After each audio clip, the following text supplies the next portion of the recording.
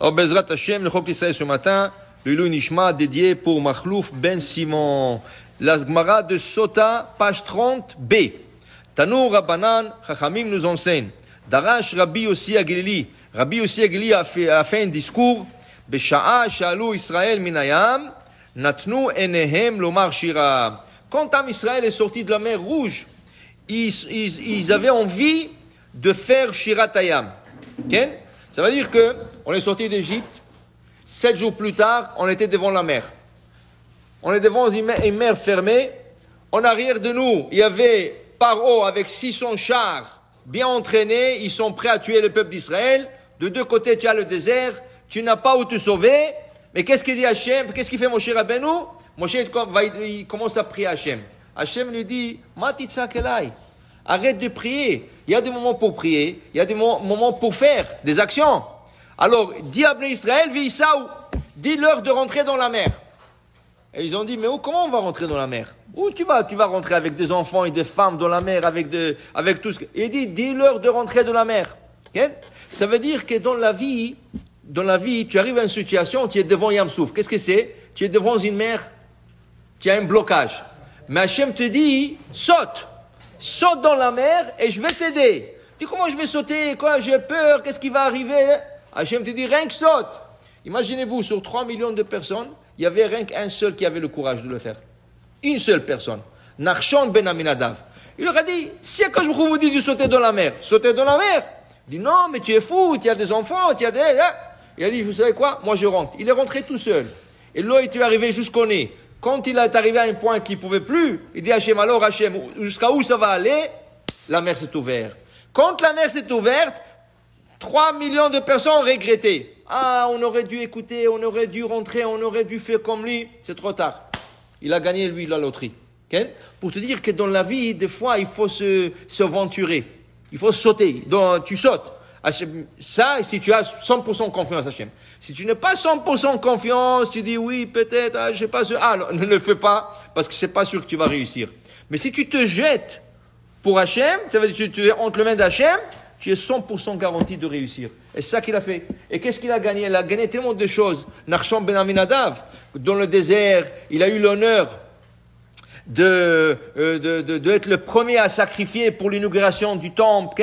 Il était dans le chef de la tribu d'Yehuda. Il avait plein de choses. Pourquoi? Parce qu'il a eu cette confiance. Quand ils sont déjà sortis, ils ont dit, maintenant il faut chanter pour Hachem. Donc, ils n'ont pas sauté, ils n'ont pas fait, mais maintenant que le miracle s'est arrivé, il faut chanter Hachem. Veketzad amru shira. Comment ils ont chanté Hachem? Alors, c'est pas qu'ils ont préparé. Ils ont chanté Az Yashir Moshe Uvnei Israël. C'est pas qu'ils avaient le temps de préparer. Ils l'ont chanté spontanément. Okay? Spontanément. Mais il dit ici, Olal Mutal al Birkeimo. Ce qui était étonnant. Il y avait des bébés de 2-3 ans sur leur mère, leur mère en train de transporter, et le petit commence à chanter. Az Yashir Moshe Uvnei Israël. Comment il sait? Et après ça, il dit, Vetino Kionek Mishedeimo. Le bébé qui a alité de sein de sa mère, il lâche le sein et il commence à chanter. Waouh, c'est extraordinaire. La Gemara continue à dire, attends, il y avait plus que ça. Il te dit, Rabbi Meir Balanes, que même le bébé dans le ventre de leur mère, ils sont même pas encore nés, ils ont commencé à chanter. Dit la Gemara, Ve'alo chazou, mais qu'est-ce qu'il peut voir le bébé? Il voit rien. Il voit rien le bébé. Il dit non.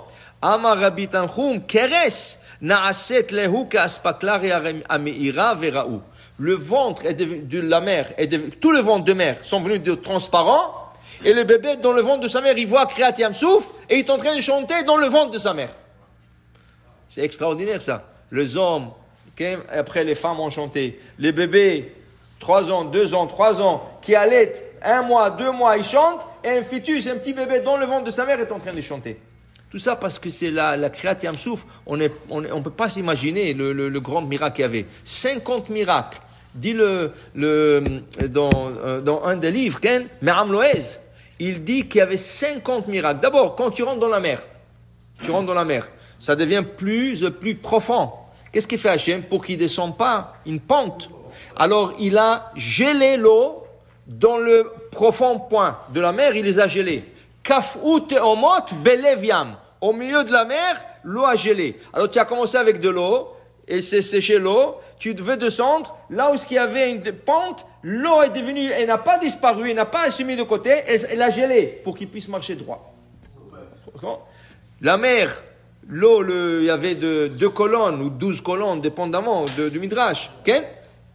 Sur le colonne d'eau, des fruits commençaient à pousser parce qu'il y avait des bébés qui avaient faim. Comment tu peux lui donner? Quand tu ne vas pas ouvrir le sac maintenant, tu prends un fruit, tu lui donnes, tiens.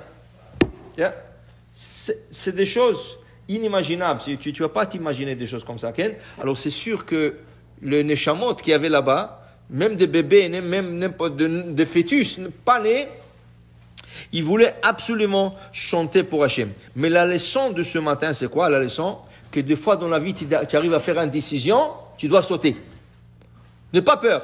Si tu crois en Hachem, si tu crois en Hachem en 100%, tu sautes. Okay? Par exemple, il y a un gars, il veut ouvrir son business, mais il est employé. Il n'est pas sûr comment je vais faire pour payer les loyers, comment je vais faire ça, et comment je vais commander la marchandise. Allô, tu as croyance en Hachem? Saute, fais ton affaire. Tu réussis, non, mais fais ton affaire. Il y a des associés, il veut un séparer de l'autre. Comment ça fait longtemps, mais je ne peux pas continuer avec lui. Saute, ok? Il y a plein de choses comme ça dans la vie que tu dois sauter et tu dois attraper l'occasion. Si tu es à 100%, tu vas réussir aussi à 100%. Amen ve amen.